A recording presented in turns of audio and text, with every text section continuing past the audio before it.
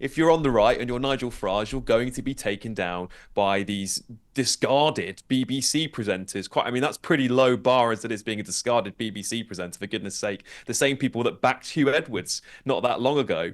Well, they are obsessed with Farage, especially the mainstream media, and especially this very weird show. I mean, I don't recommend that you check it out because I just play you the lowlights, but it's called The News Agent, and it features all of the hard left folk from the BBC who then left the BBC because they weren't allowed to be hard left on the BBC. So Emily Maitlis, Jon Sopel and Lewis Goodall specifically.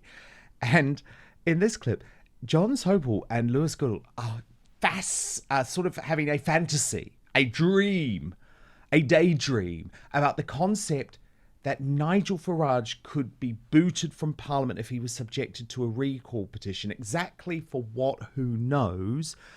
But listen to this and we'll react off the back. Jan asks, if a newly elected MP for, say, Clacton, who could you be thinking about, Jan? Clacton. Doesn't fulfil his duties as an MP, i.e. setting up a constituency office, answering email, telephone calls from his constituents, can they start their own recall? Can they, as in the constituents, start their own recall petition to force a by-election, or can this only be triggered by a lengthy suspension from Parliament?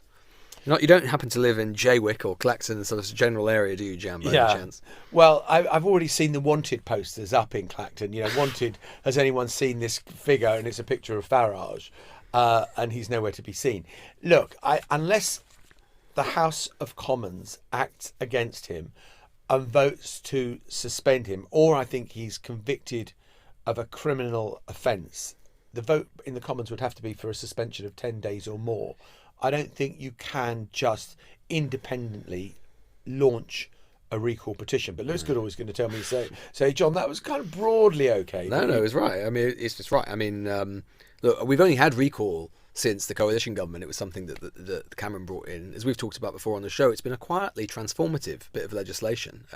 Back in the day, if you had a misbehaving MP, or they would often lose the whip, but they would just sit in perpetuity until the election as an independent, obviously still get their salary and so on. That changed after the expenses scandal. There was a feeling there had to be a mechanism to punish MPs or to recall them.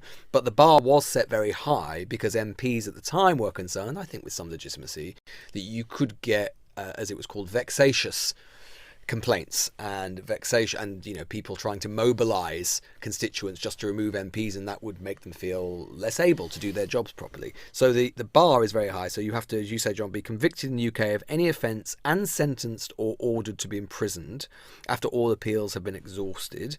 And a 12 months or more sentence automatically disqualifies from someone from being an MP, so you're just gone then anyway. Suspension from the House following a report and recommended sanction from the Committee on Standards for at least 10 sitting days, or you're convicted of an offence under Section 10 of the Parliamentary Standards Act 2009, which basically involves making false or misleading parliamentary allowance claims. So it's just those three. So the bar is high. You have to be a criminal or have committed serious parliamentary wrongdoing. So once again, Jon Sopel slaps on the paint with the biggest paintbrush you can find, and Lewis Goodall comes along with his fine pointilliste painting. Pointilliste, I love that. Jan asks, sorry, I know that was painful. I'm really sorry to put you through that. Dan. I'm so sorry. Painful. I'm sorry, but the reason I had to play you all of it is to show you the level of obsession. I mean, the answer to Jan was no. No, we can't. He's done absolutely nothing Very simple. that would see him be subjected to a recall petition. But what I find so fascinating, Alex, and the same thing applies to the losers like Carol Vorderman and led by donkeys, they have zero desire to hold this government to account. So they are obsessed with Farage and Liz Truss and fighting yesterday's wars. But I think it's going to mean that the mainstream media attention on Farage is off the scale.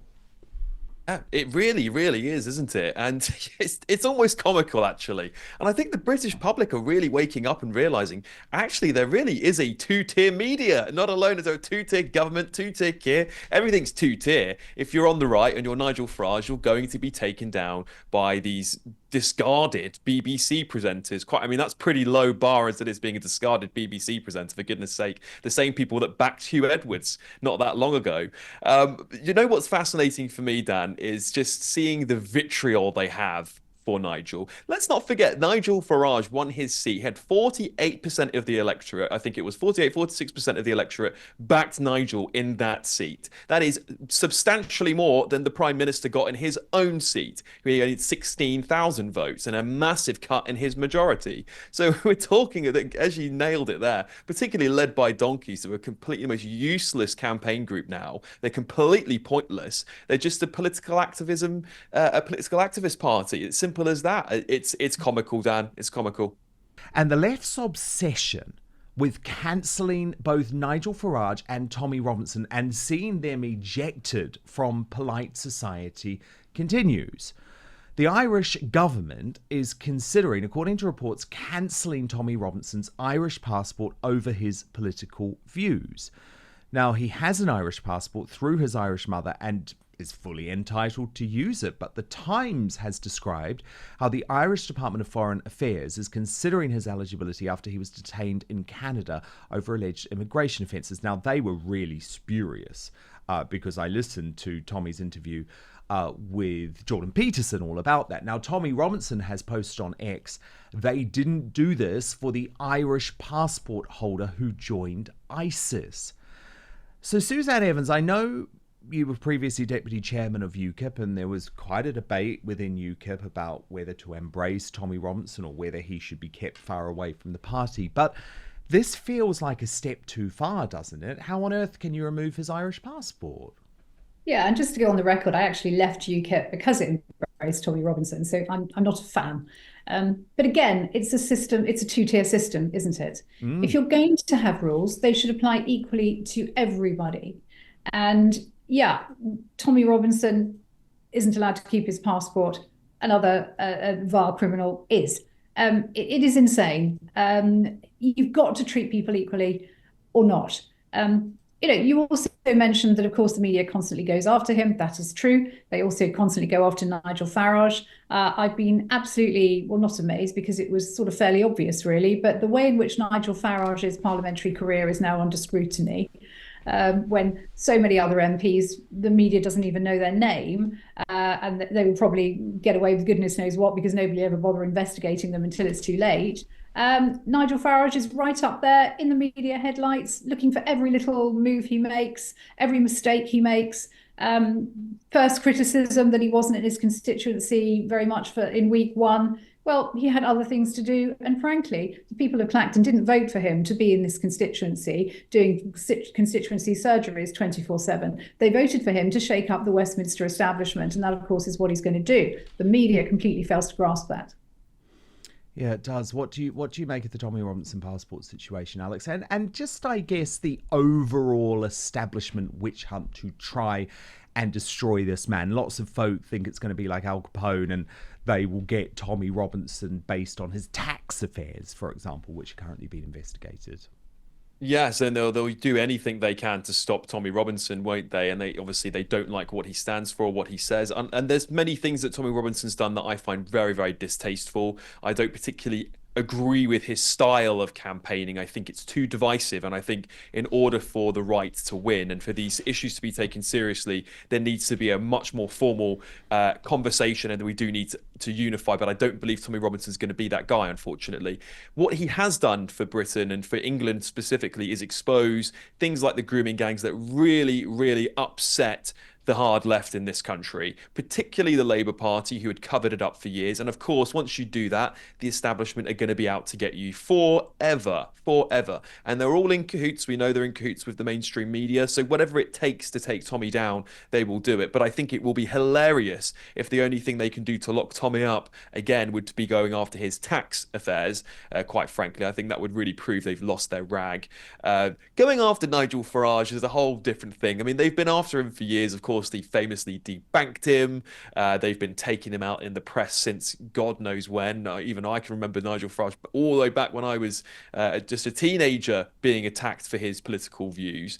And now, of course, he is getting closer to power. They're terrified. It's a little bit how like the American media establishment are terrified of Trump, because what they don't want is a reckoning. They don't want somebody in power that's going to finally hold them to account for all of the corruption, all of the backdoor deals that they've done with each other, and they'll be exposed for it because someone like Nigel Farage will expose them, as he has done very successfully time and time again. But I'm not surprised, Dan. I think that Farage will win.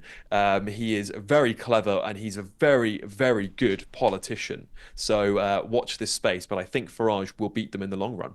Suzanne, you know Nigel well. How do you think he'll be coping with this level of scrutiny? Because he's used to it. He's absolutely used to it. He'll be coping with it very well. Can I make one comment on that conversation between Jon Sopel and Lewis Goodall? One thing that Lewis Goodall, despite his detailed analysis of the facts, failed to mention was one other thing. That even if there was a recall petition, and even if Farage was kicked out of Parliament, there would be nothing to stop him standing again in the subsequent by-election. Good point. Guess what? I think unless he did something seriously wrong that offended the wider people of Clacton, they'd probably vote him back in again as an independent. He would thrash well, not even as an independent, they'd vote him back in again as reform. But he'd be back in Parliament, I'm sure. They forgot to mention that, didn't they? Very good point. Very, very good point. Oh, it is such a pleasure to speak to you again, Suzanne Evans. Please come back soon. And Alex Armstrong, so great to have you back on Outspoken. Thank you both so much.